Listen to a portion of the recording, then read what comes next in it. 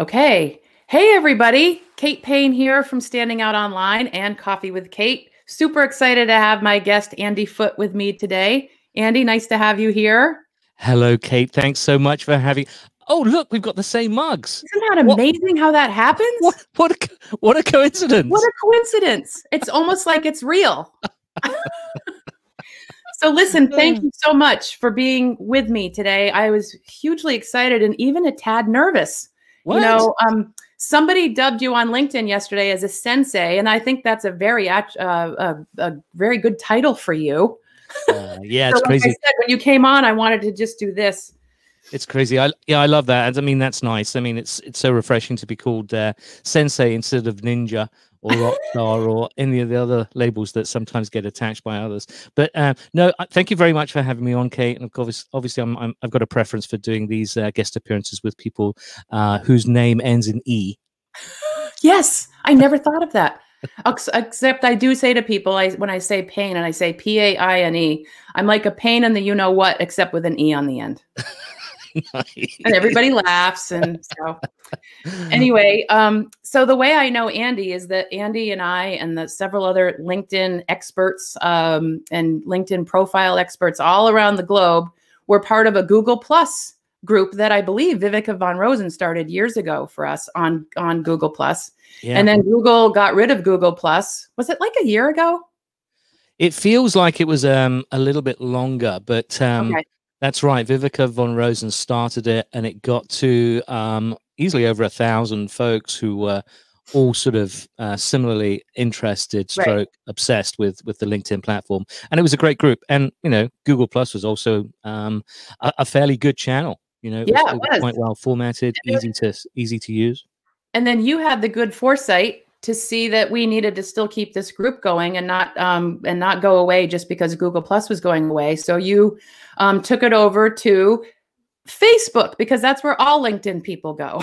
I know, right? Yeah, my thinking was, or the marketing was, you know what? Everyone's complaining about LinkedIn becoming more like Facebook. So if you can't beat them, join them. Join them. And then, plus the group experience on LinkedIn is poor at best. Yeah, it's not good. It's not good. Maybe you know that'll erupt in chat later on. But yeah, it's not pretty. But yeah, Vivica built this thing, and I just did not want to let it die. And I started as soon as I heard that Google Plus was shutting, I started aggressively saying, "Hey, let's go elsewhere." And then I just took the bull by the horns and I said, "We'll do it on Facebook." A lot of folks said, "Never going to do Facebook. Sorry, see ya." But the vast majority, I think, said, "Yeah, I think I'll give this a try." Oh. And it's turned out to be such a great community. LinkedIn Action User Group Heroes. I came up with the name before. Actually, I came up with the acronym because I decided, okay, there's got to be an L in there. Let's start with the L. LinkedIn Action. I know, I'll make this fun. Laugh. LinkedIn It's perfect, and it's right on brand with you because I do think you have a fabulous sense of humor. Part of that just comes from the fact that you're a Brit. Yeah. So how did a Brit end up in Chicago? Well, it's a woman. It's usually a woman. So I met my wife in London actually. Okay. She was doing an internship, and we were introduced by a common friend, a mutual friend, and love at first sight. We had a summer romance, and then we got serious. And Jen said, "So, you know, what's the long-term plan here?" And I said, "Well, let's settle in the States." Oh, that's great. So how long have you been here? Since 2005, I think. Yeah, oh, 2005. Okay. Became a citizen 3 years ago. Oh, great! Congratulations. Yeah. Welcome to our wacky country. I know, right? Goodness me. We won't go there. All right, let's jump in. So today we are going to be doing basically an Ask Me Anything session. So we already have Alex on. Thank you, Alex. Hey, Alex. Happy to have you here. And in the event that I created on LinkedIn, we also got some questions. So I'm going to kick us off. And then as people join in and people are watching, feel free to put your question in the comments, whether you're watching on Facebook or LinkedIn. I can see both. And we will do our best to answer them on air. So before we get to some questions, though, I want to talk about something that Andy's really, really knowledgeable about. And it's about the algorithm. And of course, we always want to know how these algorithms for these various channels work. And we're never going to know how they work because it's the best kept secret for all of those channels. But there's a lot of ways that we can do things and observe and collect data and do testing to sort of figure out a few things here and there. And so the LinkedIn algorithm changed sometime around October from what people have made observations about. And a lot of people have reached out to me and to you. We certainly see it in our group about how come I used to get so many views on this and now I'm not getting them? And then what's this thing called dwell time? And so I thought we would start with that today. So we'll talk a little bit about the algorithm and maybe some of the shifts, and then we'll get to talking about what dwell time is. Sure. Yeah. So the important point that you already made about the algorithm is that we'll never truly know what it does or how it works. On the first part, what it does, we can kind of observe, and we can guess, I think, and sometimes quite make an educated guess on what's happening to our content. But we do, I think, need the wisdom of crowds. And what I mean by that is there are other people out there who do take quite a scientific approach to it, and it's all about analyzing thousands of different pieces of content. And one person in particular, I'd like to give a shout out to Richard van der Blaum. Yay, Richard! Very smart, very likable, and just very talented LinkedIn trainer in Holland. And for 2 years running now, he has analyzed thousands of different pieces of content. So in 2019, he made a big splash with his first algo report, as I call it. Yes. And that I think confirmed what many of us felt was happening. What we could see was happening. So, for example, there was this examination of the so-called golden hour, right? That, okay, if we as soon as we publish, do we have to be cognizant of engagement in the first 60 minutes? And his analysis said, yes, we do, that it's important. And so that's basically what I used to encourage my clients to do anyway. I used to say, look, you can't just publish, sit back and wait for stuff to happen. Right. You have to baby your post. And what I meant by that was you have to aggressively go in there and you have to respond to absolutely everyone who comments. So have those conversations and do it, ideally within the first 60 minutes. Don't go and do something else without that. And let me interject. That's it. Like, that's impossible. Like, if we're all going to just sit around and wait to make a comment in the first hour, I mean, who has that kind of time, especially when you're trying to do your own work, to go be doing what you want to do and have it be like literally within the first hour of the post? That's just kind of unrealistic. It's a big ask, and frankly, people have other lives, right? Exactly, right. They're not all like like me or perhaps you, where we're on the platform a lot and constantly, right? We're not all devotees. So a lot of us can't do that. So that's actually good news, because this year's report, right, the 2020 report that Richard did, found that actually it's not the golden hour anymore. It seems to be that the shelf life, or rather the response time that you have now, has been stretched considerably. And that also means that the interest in your content has been stretched. So it seems like the algo is not just waiting for you to act within the first 60 minutes post-publishing. It's waiting to see that you are consistently engaging. And it's also going to give you this, what I call long tail engagement, that you might be very surprised that some people are actually commenting or reacting on your stuff 4 or 5 days after you published it. Which is exactly what I'm finding, actually. Exactly, right? So my views have just gone from like not that much to, oh my gosh. Yeah. And that to me is a sign of like being real and authentic. Like, realistic. People are really engaging. They're really learning. They really want to hear from you. And that's way better than just liking, commenting, sharing in the first hour just to sort of beat the algo. And on that, on that exact point, beating the algo, some people have surmised, and again, it can only be a guess, your best guess, that perhaps the reason LinkedIn did away with that first 60 minutes analysis was perhaps to to stop people who are using pods, engagement pods, right? Because if you, and that's fairly logical, right? Because the whole point of a pod is, oh well, there's this, you know, this reciprocal agreement, right? You engage on my stuff, I engage on your stuff. When immediately after, you know, engagement, because it's all about the 60 minutes. Well, if you remove 60 minutes from that equation, then podsters really don't have that advantage, right? Because if it's spread out in that way, then pod-like behavior, this aggregate, forced, inauthentic engagement, it doesn't count, or it doesn't help, at least, you know, the pod content. So let me just interject again. Yes. I apologize, but for people who aren't sure what we mean by pod or podster, is what a lot of people started doing in the back end is they would invite 15, 20, 30, 50 friends or colleagues or whatever to be a pod. And then when somebody posted something on LinkedIn, they would go into LinkedIn messaging, send a message to the people in the pod and say, would you like, comment, or share? People would. But then LinkedIn kind of caught on to all of this. And so now, and correct me if I'm wrong, Andy, pods are actually going now against LinkedIn's terms of service, correct? Yes. You know, I know this because back in the day, you tried a pod. Well, when I think you were, didn't I invite you? Yes, right. So yep. I in the very beginning. I formed a group, a fairly large group at the end, 50 people or so, 50. And I said, hey, let's see if we can you know, hack, growth hack our content. So I was podding before it became a thing, I think, and to be frank, I think you also just created a new verb, podding. Yeah, maybe not to be confused with potty or anything like that. Right. I've no idea. I mean, at one point, someone decided they would be called pods, but I mean, what is exactly a pod? Is like isn't it a dolphin?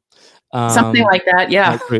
But anyways, and during this, and perhaps you found this too, Kate, but I didn't think that you know, that group activity and, you know, mutual engagement was helping any. I didn't expect. You know, I didn't see the boosts that I was expecting, and in some instances, it kind of ran contra to, you know, my own engagement activity. So, you know, I tend to stay in my lane, and if I was boosting other content which wasn't, you know, something that my tribe would expect, so if it was, I don't know, if it wasn't solely LinkedIn, or if it was career related or resumes or whatever it was, and people would not normally expect to see any kind of engagement on that subject, on those subjects from me, then it would look kind of strange. And I don't know if that was affecting our activities, but I didn't, as I said, I didn't see the boosts or the, you know, the amazing results that I was hoping for. Right. And so I was close to winding up the experiment anyway, when I got one of the members of the group said, Andy, I've heard that LinkedIn is investigating pods, and that certainly pricked my ears up. And I went straight to LinkedIn and said, hey, is this true? Because right now I'm running this group. This is what we're doing. Is this against any of the user agreement? And I got a fast and very precise response, which was, yes, you are actually contravening this section. I think it was 8.2, and it had to do with gaming. So gaming of any kind is verboten. And as soon as I had that confirmation, I wound the group up and said, okay, so we're out, because LinkedIn is my livelihood and I'm not going to mess that up. Exactly. And it was also a relief. It was hard to keep up because you felt an obligation. You know, I certainly knew you and other people in the group, and from a professional standpoint, wanted to be there for them, but I just couldn't always be there. Exactly. Which was part of the commitment. We've got a heck of a lot of people watching us on LinkedIn Live right now. So I want to give just a couple shout outs to some people. So let's see. Al, thanks for being here. Hamad, who yesterday called you Sensei on LinkedIn, and I think you're going to have a new title now. Claire, who's in our group, Claire Davis. And let's see. Nora's a man. Huh? Nora's a man. Nora's a man. Yes, thank you. And we just got somebody in from, didn't have a name, but he said, I made it all the way from Stirling in Scotland. Didn't want to miss this. Just says LinkedIn user. And then my friend Paula. So she said, good to know about pods. I've participated in a few, but they're hard to keep up with. But now we don't have to worry about that anymore. So I have relatives in Stirling. Oh, in Sterling, really? I do, yeah. Oh, neat. My auntie and uncle used to live there. Oh, cool. Yeah. So let's now switch then. So if we're not doing the golden hour and the pods anymore, and now dwell time is a thing, and LinkedIn actually put something out about it. I don't know if everybody reads the things that LinkedIn puts out. They don't exactly go overboard to inform people of stuff. But I would love for you to just sort of describe what dwell time is in the Cliff Notes version, and then how it's working. Yeah, if you're really, really tired and you can't fall asleep quite, then I would recommend that you look at the LinkedIn engineering blog. It's not wonderful. It's not. I mean, it's very dry and it's very techy. But you know, I was refreshing my memory on dwell time and looking at the LinkedIn engineering blog again this morning, and essentially LinkedIn when they introduced the dwell time tweak. Try saying that over and over. Yes. It sounds better with a British accent. Earlier this year, yes, the dwell time tweak. When they did that, it was interesting to me, at least. But essentially, what they were trying to do is build a better mousetrap, because the home feed is exceptionally important. Not just in terms of discovery for us, in terms of, you know, finding new content and enjoying the whole LinkedIn experience, but also in terms of the bottom line, because LinkedIn also has to serve advertising, and they'll do that by the home feed. So it's essential that they get it right, or at least, you know, always work to improve it.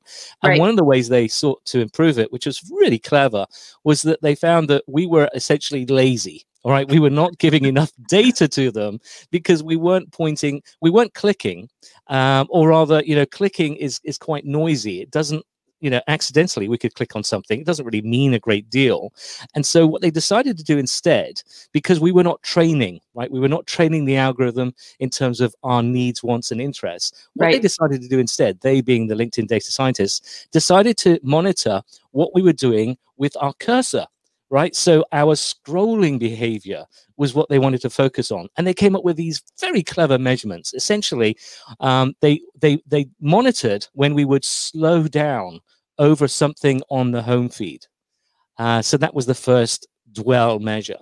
Okay. Then the second was after we clicked on something. They would also monitor how long we dwelled on that piece of content. And then they would measure when we bounced away from it.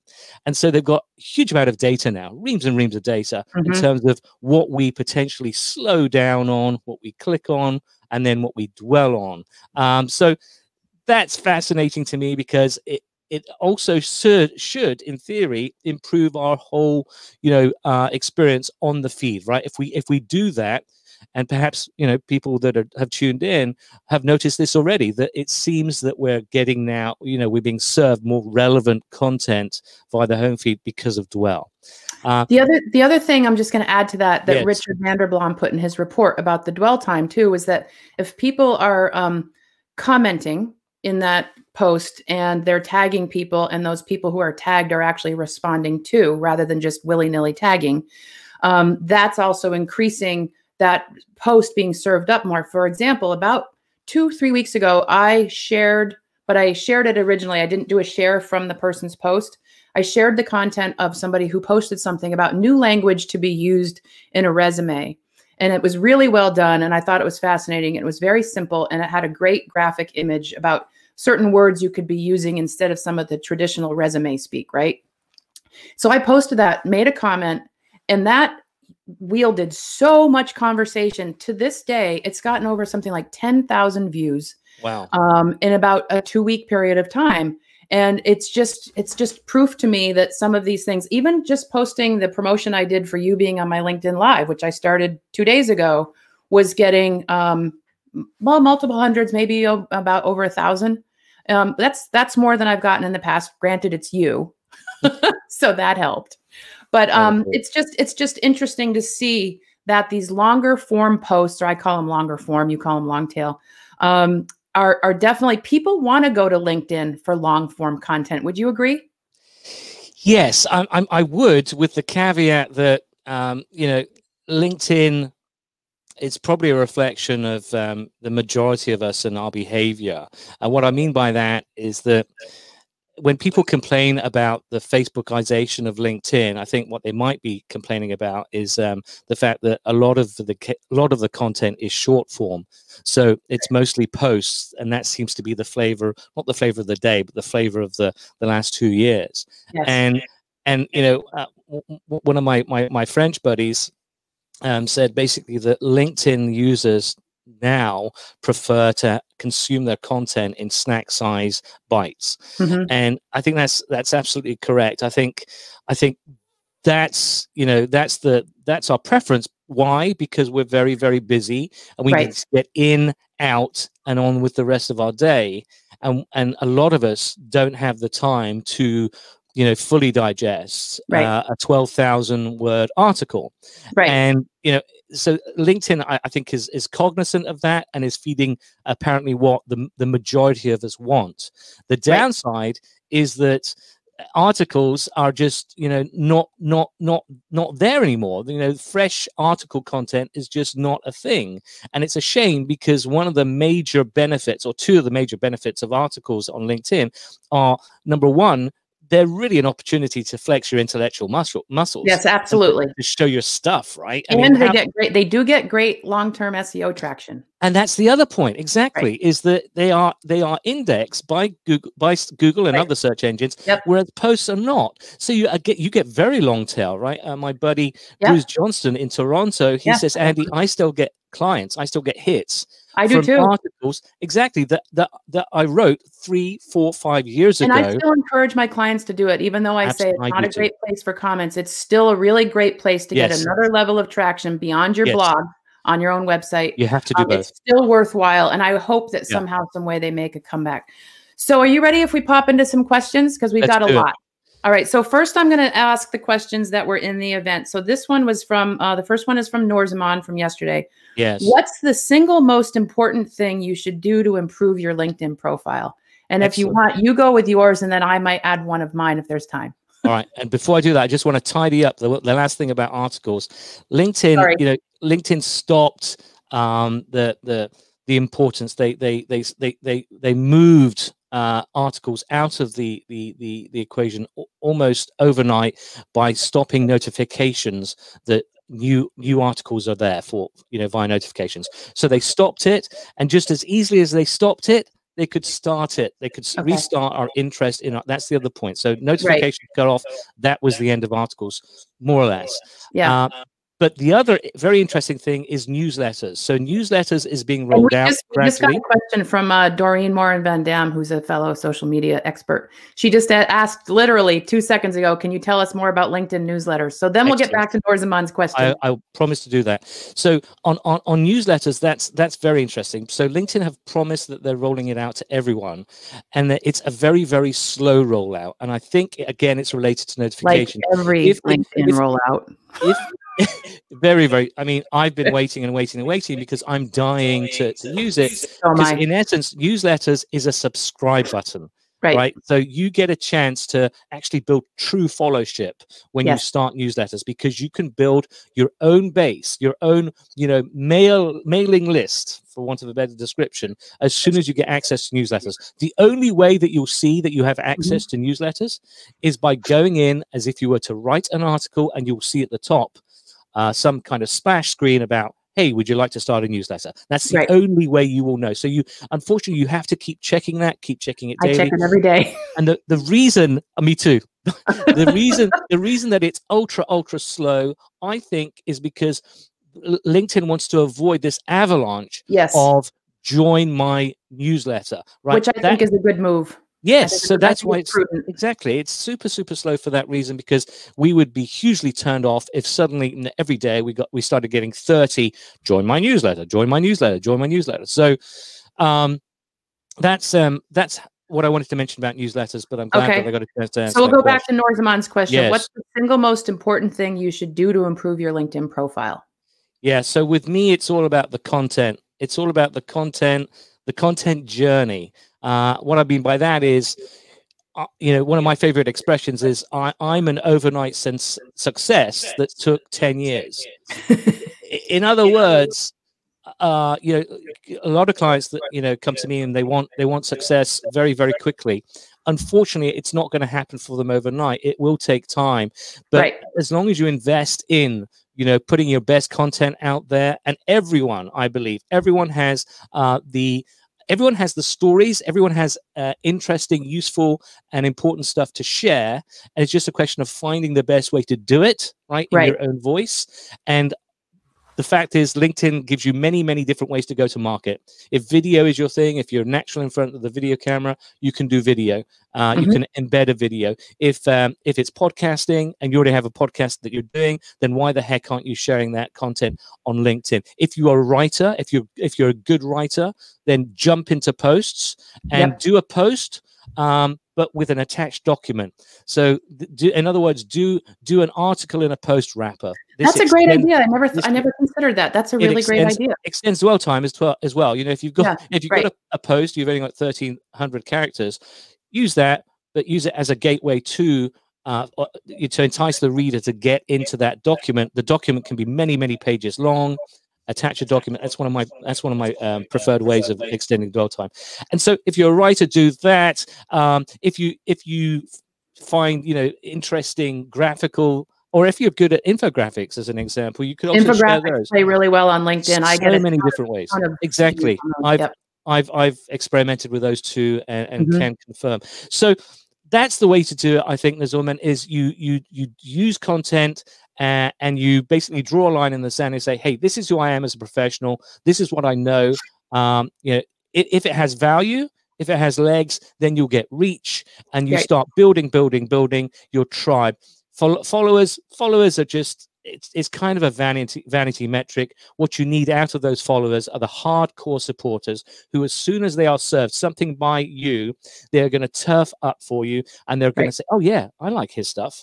Right. Let's see. I'm gonna add something to that as far as the profile goes, and I'm gonna just throw this in here, Norzaman, is that do not avoid the about section, which used to be called the summary. Some people don't know how to do it, where they talk in third person. I personally prefer a first person approach. Don't just write about yourself in a formulaic bio-like way. Talk about who you are, what you do, and how you help people. So that you're creating what I call an outcome-based profile versus just a blah, blah profile. Nothing wrong with the blah, blah profile, but everybody has that, and you want to stand out. So you want to use your profile to position yourself for your thought leadership. Next question from Hamad, who's the one that dubbed you the sensei. How to beat the LinkedIn algorithm to increase content visibility. I think we've kind of discuss that with dwell time and stuff. Yeah, and I would just add, Kate, that you don't want to. You're never going to beat it. Right. No, you won't. No, but if you understand it, right, the more you understand about it, then the goal at the end of the day is getting maximum reach, is to get the most amount of eyeballs on your stuff, so that you can develop that fan base, expand your tribe. That's what you should be doing at all times, and the best way to do that is to engage. So comments comments are king, and likes and reshares, reactions aren't even royalty. So comments are so important. Comments are wonderful because that's how you truly get to know either the author or the commenters. And I say that comments are pop-up groups. Right. Yes. So we can talk about the demise of groups, but in reality, we've got pop-up groups happening every day in comments. And I love nothing more than seeing people who are engaging on my content engage amongst themselves and have those conversations, those spin-off conversations. I love to see that. And frankly, from an admin point of view, I'm hands off. Right? I don't have to do anything more because I started that. If you didn't start that post, that would never have happened. So you are a creator of communities right there in comments. I think that's a brilliant way to describe it. All right, we have a ton of questions. All right, I don't know if we'll get to all of them, but we'll try. And if we can't answer them here live, Andy and I will pop back in on the replay on the thread, and we will answer questions in the chat or in the comments on actual LinkedIn. So Alex asks, this is a good one. I think we can both speak to this. Alex asks, what's LinkedIn's process / waitlist for enrolling new people to go live? Right. So great question again. And of course, we were talking about this before we went live. We were, yes. And there are various things. It's kind of weird that some people are saying, well, you have to have multiple applications. You have to keep applying until you get it. And that's certainly what I've heard true. But it's kind of like, as I put it recently, it's kind of like applying for a gun license and applying for it. You know what, Mr. Foote? Oh, really? Because you applied 4 times for the gun license, we're just going to go ahead and give it to you. That's how crazy that is, right? One application. I applied 5 times over 9 months. It's ridiculous. Come on now, ridiculous. LinkedIn. Just like do your job. Exactly. Either they qualify or they don't. Listen, if they don't qualify, please tell them why, so that they can maybe fix it. Exactly. Or ask them to provide you more information or something. Baloney. It's baloney. It's nuts. So, and then the most recent thing, which I didn't share with you, Kate, was that one person swears that if you put 10 pieces of video content on LinkedIn and then apply, might not be 10, right? But if you do it consistently, then they see that you are, actively a video creator, then you might stand a stronger chance of getting it. I suspect that LinkedIn Live will always be in permanent beta, because I think it's just, can you imagine if there are so many people who are producing live content, it's going to slow the platform down. It is going to slow the platform down. Very noisy. I actually look at it as a form of vetting, kind of like, I do a lot of speaking, and you always get vetted as a speaker. And so in some ways, I kind of don't mind it. Now, of course, that's easy to say since I have it. But I will tell everybody out there, I have it on good authority, that if you do get LinkedIn Live, you must use it. If you don't, it's a use it or lose it thing. They will take it back. And you need to use it consistently. In fact, when you get told that you have it, they say it's good if you can do something at least once a week for at least 30 to 40 minutes. That's what it says when you get the approval. So the other thing is what I did is I knew that LinkedIn Live would probably come someday. So when they released native video a couple of years back or a few years back, I started my little Coffee with Kate show, knowing it was going to be 2 questions to a fellow industry expert. Couldn't be longer than 10 minutes because you can't put up native video that's longer than 10 minutes on LinkedIn. And that's how I kind of got started. So then when I started applying for LinkedIn Live, I was showing them the videos that I'd done, which were totally they were only going on LinkedIn. Whether or not it helped, I don't know, but I eventually got it. So that's good. Totally did. Yeah. Yeah. Totally did. All right. So Adrienne is tuning in from our state capital here in Vermont. And she just says, thanks for sharing all this great information. And let's see. Hamad, let me see. There's Brenda. Hi, Brenda. There's Al. Yeah. Chad. So Hamad asks, I was reached out with a lifetime free subscription offer by linkedautomate.com. I told them exactly what Andy Foote just told us. That was back about 15 minutes ago. So I'm not sure what that was in reference to. Automate. I think it was pods. Oh, okay. Got it. Yeah. How many views should be called good views on a post? Another question from Hamad. Woo.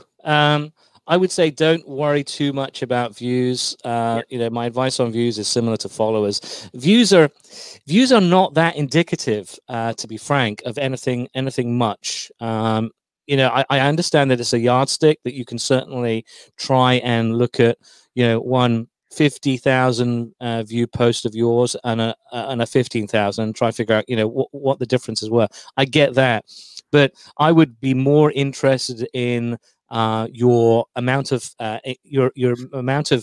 comments, and in particular, I would encourage people to think about using something like Shield. Yes, Shield.ai. I found out about through you and just signed up about a month ago. Yeah, I have no affiliation whatsoever with them, but I do like the fact that they are using in a LinkedIn. Not LinkedIn approved, but not breaking any rules way. Right. And that's important to say that if you do get the Shield app, which is a Chrome extension, you have to open your LinkedIn profile in order to have it show you the analytics and stuff. We have checked, and it does not go against LinkedIn's terms of service for scraping data or anything like that. So what I like about, and the reason I'm telling you about Shield, Hamad, is I'm not an affiliate either. Sorry. Right. They're very, very user friendly, right? So they are responsive to all of their members. They're a small, tight outfit, I think, out of Denmark. Andreas Johnson is the CEO. I've had him on my podcast. Yes, you have. Super nice guy, and they're all super nice, and they're doing some interesting things and great things. But one thing I like about what they do is they give you the engagement ratio. Yes. So that's something to keep an eye on. If you're getting consistently 2 to 4% in terms of the engagement ratio, then that's something that I think lets you know that you're on the right track, and lets you know, more importantly, what's working and what isn't. And of course, you want to do more of the former. So views are impressions. What I really wish is that LinkedIn would give us clicks. Yes. That's what Google Analytics gives us. I think that's the grown-up statistic. Frankly, views is kind of like a smokescreen, and it doesn't give us enough data. It doesn't give us enough action-oriented data. All right, we have another question from my buddy Al. I'm going to put it up on the screen. LinkedIn Live had been another coveted approval. Andy's thoughts on a tactic once approved. Wow. So by tactic, yes. So by tactic, Al, if you mean tactics, do you mean techniques and strategies for making the most of it? I mean, think that's what he means. Actually, Al and I chatted yesterday. I think, like, once you get it, what are your strategies and advice on how to keep it going? Like, for me, it's the coffee with Kate. It's the mug. I send everybody a mug before I get them on my show, so that when you hold your mug up at the beginning, it's sort of like, oh, they're almost like in real life. And so part of it is having and consistency. So if you are going to do it, try to do it once a week. You don't have to interview people if you don't want to. You can do your own thing. You don't have to. I prefer the interview format because I was a journalist. So this is very natural for me. What do you think? Yeah, absolutely. Just to reinforce that point, if you don't use it, then you lose it. So what Kate just said there is very, very important. If you don't have this consistency of LinkedIn Live usage, then it'll be taken away from you. So that's a real thing that Kate has confirmed has happened to people she knows. I know lots of people who've had it taken away. Yep. And if you get into that habit, of course, that will get you that will secure your audience, because if you're doing it every Tuesday afternoon at whatever 3 p.m. Eastern, then people know to look for it if perhaps they somehow missed the multiple LinkedIn Live notifications. So get into that habit too, and then figure out what works best for you. As Kate said, the interview show, I love I would never do a podcast where I'm speaking to myself. Right? Me neither. I'm just not that interesting. And I spark off other people, and I prefer that. I think it's an interesting dynamic because it always changes with who you have in front of the camera or the mic.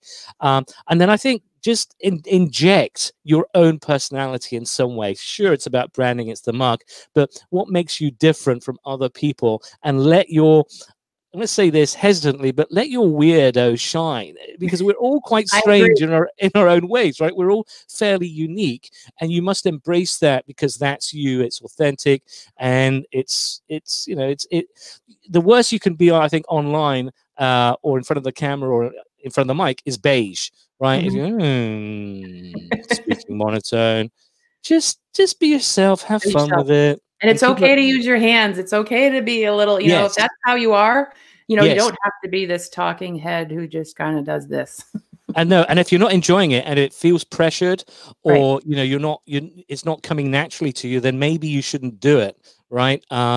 Think about that too. But yeah, I think personality is important, branding is important, and then finding out a way to make it fun, not just for yourself, that's important, but for your guests as well.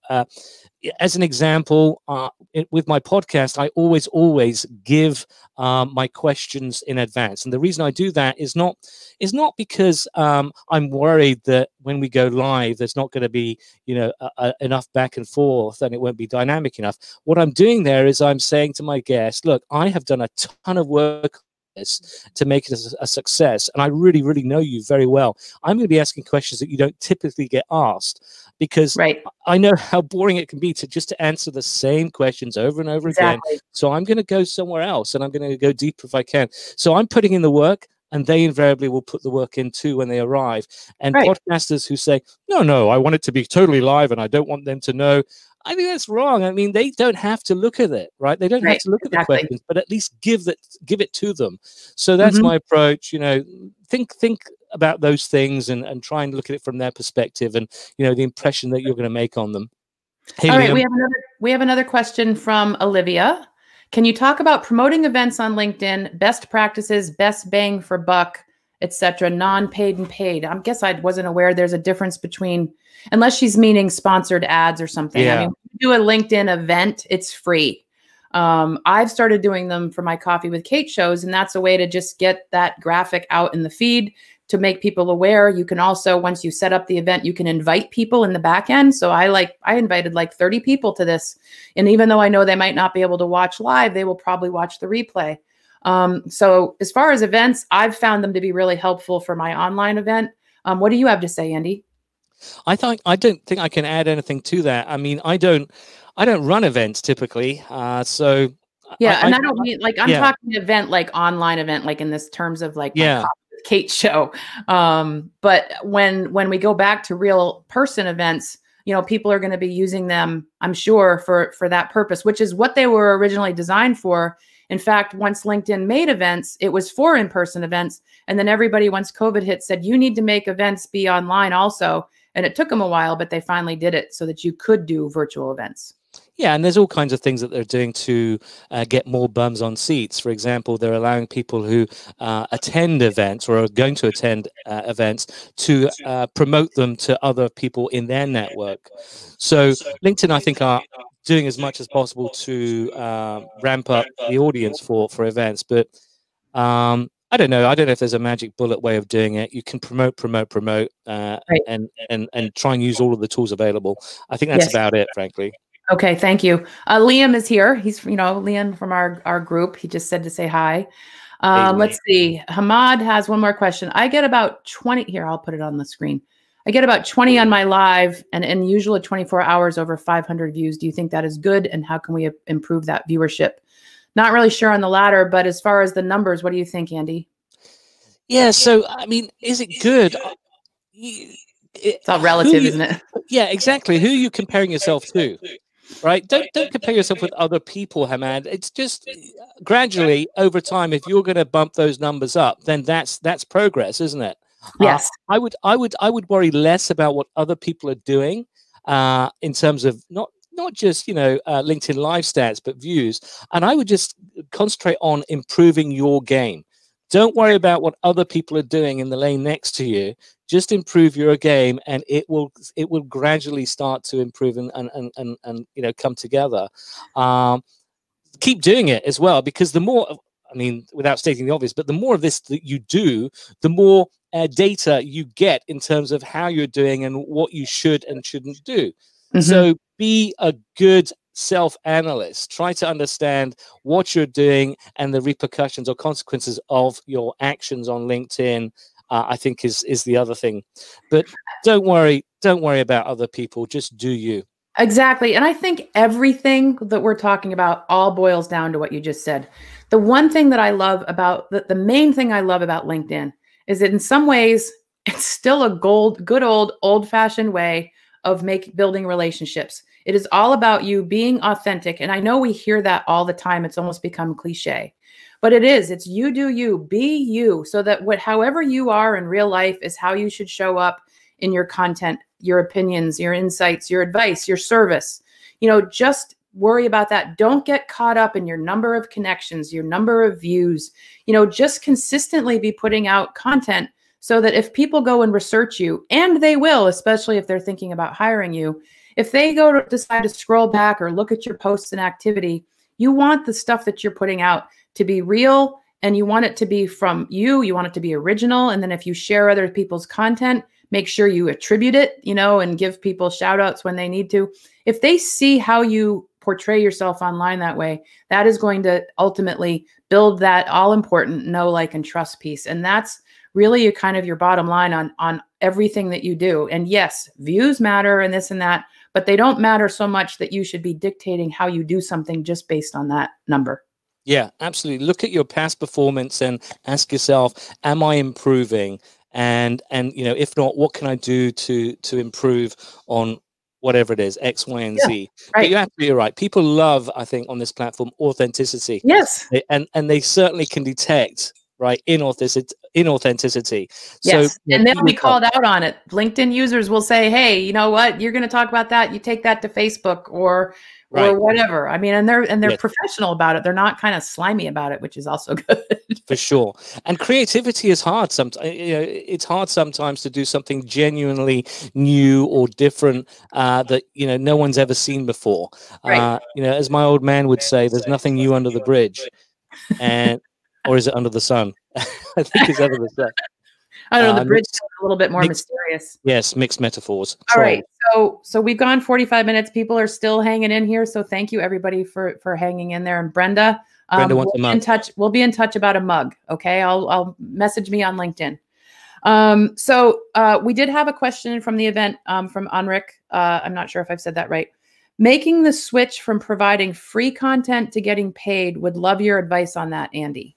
Yeah, great question. So I don't see it as a switch. I see it as a holdback. What I mean by that is I think a lot of people do this as well, and I don't think I'm special in this respect, but I share a heck of a lot of my content. And what I'm doing there is showing off, right? I'm showing off my capabilities as either a writer, a brander, a marketer, and someone who, you know, knows LinkedIn pretty well in comparison to other folks. So when I share all of that stuff, and I do it in two channels, I do it on LinkedIn and I do it on my blog, I'm sharing probably around 95% of what I know, and the other 5% I'm holding back for my clients. And that's typically that's the secret sauce. So that's the stuff that is hopefully very valuable to them, and that's the model. So I'm always giving, and then at one point, you know, people will ideally say, Andy, I've really loved and consumed a lot of your content over the years. Now is the time that I need a rebranding exercise on my profile. I need you. Can you help? And I'll say, yes, let's do this. Now you will get, and you get these, I'm sure, but you will get the brain pickers, right? You get people who will try and get, like, it's not just the secret sauce, but they want your help and they want it for free. And you've got to understand that, look, you do this for a living. And I mean, would you work for, I'm not going to work for free. Sensei. And then, you know, so it can be, it's either the brain picking or it's mission creep, right? Your friends who are asking you questions, and then suddenly they keep asking questions like every time they contact you. It's like, dude, you know, I mean, just how am I going to pay my bills if I give my knowledge away for free? So as a knowledge worker, you owe it to yourself, right, to be fairly strict and tell people, look, if this is value, then you must, if this is valuable to you, then you must pay. So that's what I say about, you know, the secret sauce, holding back, and that's, it's not a switch, it's just a holdback. Right. So I want to talk about a couple other things. People are still hanging in here. People have been asking about hashtags, and I had that down. I wanted to, because you are like the king of hashtags on LinkedIn, and then you know so much about them. What can you just give us sort of maybe the top 2 or 3 things about hashtags that people should know, because they are certainly extremely valuable, I'm finding on LinkedIn. Yeah, so hashtags are a great way to find content, right? So there's a discoverability, not just find, but keep tabs on. So instead of relying on the feed or notifications, if you periodically, you know, fire up a hashtag, type that hashtag that you're interested in, and then you'll see, you know, all the content that's been there either recently or, you know, top, so you can filter it. So that's one way to look at hashtags as a discovery tool. And it will also show you how many people are following that hashtag. Yes. So that's the other interesting element, isn't it? That we have, essentially, we have 2 bits of information right now, 2 pieces of data. We have how many followers a specific hashtag has on LinkedIn. And we also have how many results. That so how many times a hashtag has appeared. Not a lot of people know the second one, but you can find it, right? And so those 2 are interesting. Now the first one is interesting because what we don't have yet are we don't have any data on who follows what hashtag, and I earnestly believe that that's coming. And I keep referring to hashtags 2.0, and I think that's going to be part of it. If you think about it from a marketer's perspective, hashtags 2.0, where you get more information on any information, frankly, on who follows what hashtag would be immensely valuable to marketers on LinkedIn. LinkedIn is obviously going to do something. I say obviously they should do something with that data, because just to have a blank follower count is not helpful. It doesn't really tell us much beyond, oh, so it's popular. Right. Well, how often is it popular? How frequently is it popular? You know, what time of day is it popular? All of these insights must, I believe, come. And so it's important for you to build your own. So you can build a custom hashtag. So mine is Andy Does LinkedIn. Everyone should do that. Everyone should come up with a custom hashtag in readiness for version 2.0. But certainly, right, to build that followership now. So I think I'm just about to get to 600 followers, and I'm aggressively putting my hashtag, my custom hashtag, on the end of every comment. Not every comment, but certainly at the end of every post and in some comments. And it's not just enough, I think, just to like drop it like it's hot. Not. I would put comments next to it and say, hey, follow me. You know, follow me for, and spell it out, make it a call to action, you know, impress upon people why they should follow your custom hashtag. But build it now just in case. I did a branded hashtag as well. I mean, the name of my company is standingoutonline.com. So instead of having that be that long, I just do hashtag standoutonline or hashtag standout. Standout actually is one that goes, that is already out there, but hashtag standoutonline is mine. And then Lori Walker just made a good comment. I put it up here. Please use capitals to be inclusive for screen readers like this one. I do the same thing, and I completely agree. And thank you for sharing that, Lori. Yeah, so that's an excellent suggestion. I don't do it, and there's no reason why why I shouldn't do it. Well, I think it is an accessibility thing, but I've also, again, my marketing background, it was always like make things be as user friendly as possible. So I always try to think that way. Absolutely. Like, you know, even when let's see, I want to go over here and put this up. So like when I did this earlier, Andy Foote of LinkedIn Sites, I did the capital I, but you didn't do it on your own. Just I know. Kidding. I didn't. I know, right? So I don't think about that. So that's important. We should think about other folks that are you know, that might need extra help with looking or identifying these things. You've got to be careful as well with whenever you're using a tool that puts non-standard LinkedIn fonts, right? Because those on assistive devices and some Android devices, not all Android devices, they look like gobbledygook. So whenever you're using any kind of not crazy, but you know, non-standard LinkedIn fonts, be aware that other people on other devices and assistive devices, Androids and assistive devices, sometimes they show up like they're redacted. It's like this black box. Yes. Basically, I think what it's doing is it's seeing that text that you're pasting from somewhere. It's seeing it as an image. It's not seeing it as text. Exactly. And so don't mess around with that stuff. Just because you don't want to risk having it not be readable by some people. Stay away from it. Yep. My other favorite thing I wanted to ask you about is polls. So LinkedIn has a polls feature, and you have probably got to be the poll guy. Well, POLL. Yes. So talk about a little bit, just describe what they are for the 101 crowd. And then talk about how you use them. Yeah, so I use polls, and I seem to have gotten early access, and as soon as I got them, and I thought, well, no one else has got this yet, I jumped in with both feet, to forgive the pun, and I started running a ton of polls, and I think I did something like over 80 in the first week and a half, 2 weeks when I was experimenting. You did a lot. And a lot of people in my network are saying, Andy, please stop with the polls. Can you please just, and I did, but they've got to understand that I was, testing the heck out of them. Anyway, so describe what the poll feature is, though. Yeah, so it's an option where when you go to create a post, at the bottom, out of whatever the 6 options, there's an option to create a poll, and you can have, I think it's 4. You can have 4 voting fields. So think carefully about that, right? You've only got 4 that you can actually put in there for people to vote on. And the other restriction is that there's a character limit in terms of those fields that are so irresistible to click on, right? You've got, I think, 30 characters in there. So think about the structure of not just your question, but the poll. So what I do is I write the poll like a post. So I use a maximum 1,300 characters to get people, you know, to buy into what I'm doing here, what I'm asking. And then I think very carefully about the question. The question probably comes first. You know, what am I interested in? So a recent one today, not today, but the other day was, how has America done with the pandemic? And, you know, the two options. Yes, exactly. The two options were as well as can be expected or poorly, 1 and 2. So I put 1 and 2.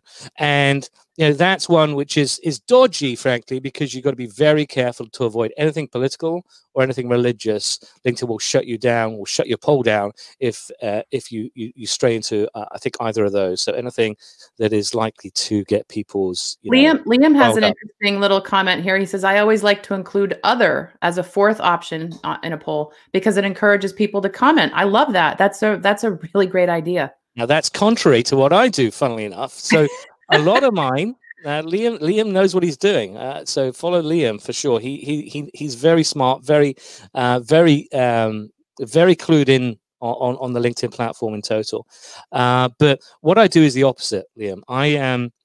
I prefer to do a 1 or 2 or an A or B, and the reason I don't do a 3 or a C or a I don't know, or anything that is like splitting the vote in some way, I don't do. And the reason I don't do it is because invariably it encourages comments. Whenever I do a 1 or 2, I often get people in comments saying, oh, I can't choose 1 or 2, Andy. There has to be a 3. Now that's engagement. Right, that's engagement. So that's engagement. It's because the worst thing with a poll, not the worst thing, but what I want is engagement. I don't just want the vote. I want the comments. I think the comments are the fuel, they're the rocket fuel to the algo. And so if people just vote and then bounce, I haven't done my job as a pollster. I want them to vote, and then I want them to explain why they voted, how they voted, right? And I want them to have conversations with other people that are interested in this poll question. That's what I want. And I think the way to do that is to minimize the voting, to make it, very binary if you can. Right. And therefore you will get other people in comments saying, yeah, I didn't want to choose, as well as can be expected. Here's Liam's comment for you, Andy. Option overload, analysis paralysis. I agree. Your polls are undoubtedly more statistically significant compared to mine. I'm just a chatterbox. Yeah. See, he's smart. He knows exactly what he's doing. So humble as well. Guy knows his stuff. He knows his stuff. So we're getting to the end of the hour here, and I wanted to save this for last.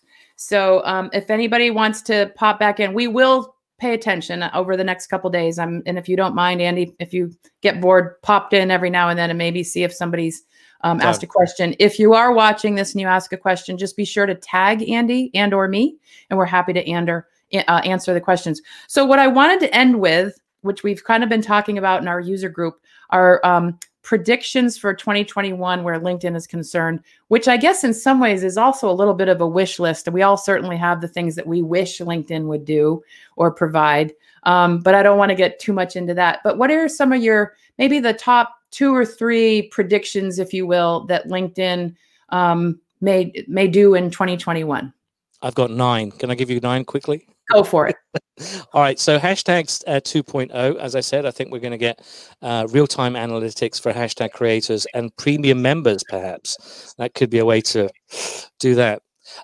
Number 2, I think endorsements refresh. We've all seen this. I think whenever we endorse or go into the endorsement, whenever we endorse someone, we're getting following questions, right? It's like, how well do you know this person? How long have you worked with them? And I think what that is LinkedIn are trying to regain some precious ground in terms of credibility, because the way they launched endorsements was kind of, it's like, we need endorsements, and then it lost the credibility. And unfortunately, I don't think they're a reliable thing right now. And LinkedIn, for at least the last 18 months, have been working on beefing up that data. And I think we'll expect to see that eventually, because they're not asking all those questions just for the hell of it. They're going to actually use that, I think, to beef them up and make them actually, have utility, which they frankly don't right now. Groups revival. This year's attempt scratched the surface. We'll see better group management tools and group specific features. I'm like praying for that. Yeah, because logically, Kate, you don't do that. You don't do this massive exercise where you say, "Oh, we're improving groups. We're improving groups. Come and see. Come and see." And then it's like, "Oh," and then it's like, "What'd you do?" Well, what? Yeah. So, what is the point in doing that if they don't actually have that on their agenda in some way? They're going to continue to do that without a doubt. Otherwise, we wouldn't have seen this last, failed attempt to revive. That's going to happen. Embedded podcasts. I think you'll be able to listen to your favorite podcast from LinkedIn. It's really weird. So how would you do that? Would you basically upload it like a native video kind of thing? Something along those lines. Something along those lines, yeah. Okay. They're missing. I mean, one thing for sure, they want people to not only come into LinkedIn, but they want to keep them there as long as possible. Podcast achieves that, and podcasts are still going up and up and up in terms of interest, and we love them because we can multitask and do other stuff. So I think that will probably or hopefully happen. As a podcaster, I'm hoping that's true. Network trending. I think the option to see what your buddies, selected first degrees, are engaging on daily, weekly, monthly. I think that might be a thing. Global and two-way translation mode. What I mean is right now we get the option to click on a button and then to translate it for us. I think LinkedIn could very well give us that just automatically, that it detects that it's non-native to us and will automatically translate it to us as soon as we're scrolling. And so it'll be seamless. And imagine what that does for it. And also, what we type will on the fly be automatically translated to the person that we're responding to. That would be something, huh? I think that would be amazing if they could pull that off. Just a guess. Yes. This arose, number 7 arose in our Laugh community on Facebook. Someone said, well, wouldn't it be great if I had a section where I could just essentially, name it whatever I wanted? And I said, I know, let's call it a white label section where you can use it for whatever purpose you want on your own profile page. So I'm hoping that maybe a white label profile page section might become a reality. That would be interesting. I had never considered that. Yeah, I think in terms of, some things just don't fit, right? It's like, well, where do I want to put this? And I don't think we have that flexibility right now. A central dashboard, a place to see connections, followers, company page fans, hashtag followers, frequent browsers with engagement stats for each person in one place at a glance. I think that would be amazing. That would be amazing. If you look at followers right now, it's like, what is that? I mean, what is that? What good is that? It doesn't help me in any way. It's really abysmal. UI user experience too. And the last one is trending and comparative polls. A big thing missing right now from polls is that you have all this poll data and no way to compare either similar polls or the polls that you voted on, or that you don't have the polls that you voted on or the ones that you've authored. And it really should be a tab for that to have that information in aggregate, so we can all use and analyze that data that's missing. And those are my 9 predictions and hopes. Okay, so we've got a question from Liam, which is relevant to this. What would it take for you to migrate to LinkedIn groups from Facebook? Excellent question. I think this is not difficult, LinkedIn. This is not difficult at all. I think it's, look, you're not shy about copying stuff from other social channels, right? You'll take stories as a great example. You're not shy about that. So take what's working, and it might be the format, it might be management, it might be group management tools, it might be group management stats, and just copycat. Just take exactly what's working on other channels, i.e. Facebook, and do exactly that. Don't get fancy with it. Don't be a control freak. That's the problem. LinkedIn decided that group managers were doing a shitty job by managing groups, and they jumped in and they took away tools. They took away everything. And that was top-down management at its worst. I agree. And that killed it. And allow them to announce, allow them to send a weekly, all members, no opt-outs, to all members. That's the price you pay for joining that group. You will have to get that group management announcement. That's, I think, a price that many people are willing to pay, provided that the community is being run properly and well. Emma in south of France says, love that if we got the translation option. Would be amazing. So we are winding down. We still have more questions. We're going to have to answer them in the thread because I can't keep you too much longer. I did want to do a shout out to, I'm not sure how to say it. Is it Sonal Bal? Sonal Bal, yeah. Yes. And she said, Andy is the LinkedIn doctor. And she has a question about her post tanking. So since we already kind of addressed that, we will go in there and answer your question in the comments of the LinkedIn post. Yep. And Israel said, white label is out of the box. That's what we need. We need more out of the box thinking, Israel. Yes. We need people. We LinkedIn is a monopoly. It doesn't mean that they should not continue to innovate and do, you know, interesting and crazy stuff. So Andy, I cannot thank you enough for having coffee with me today. It was really, we could do this for hours, and it's making me think of all kinds of other ideas that maybe we might want to consider talking about sometime. But before we go, how is the best way for people to find you? I'm sure you would probably love them to connect with you on LinkedIn. I would, absolutely. Yep. Send me a connection request. Send me a connection request and just use this code word, Coffee with Kate. How about that? Or CWK. And you know, exactly. And so that's the main vehicle. And then check out my blog and check out my podcast, footnotes.com, foot-notes.com. Oh, I didn't put that one up, but this is your website. Yes, thank you very much. Yeah, but your footnotes, that's brilliant. And I've listened for sure. And so again, we will be checking into the comment thread once the replay goes up and answering more questions, and maybe we'll keep the questions going for a few days even. So anyway, thank you again. Thank you, Kate. And thanks everybody for tuning in. And I hope all of you will, thank you all for joining in on the replay as well.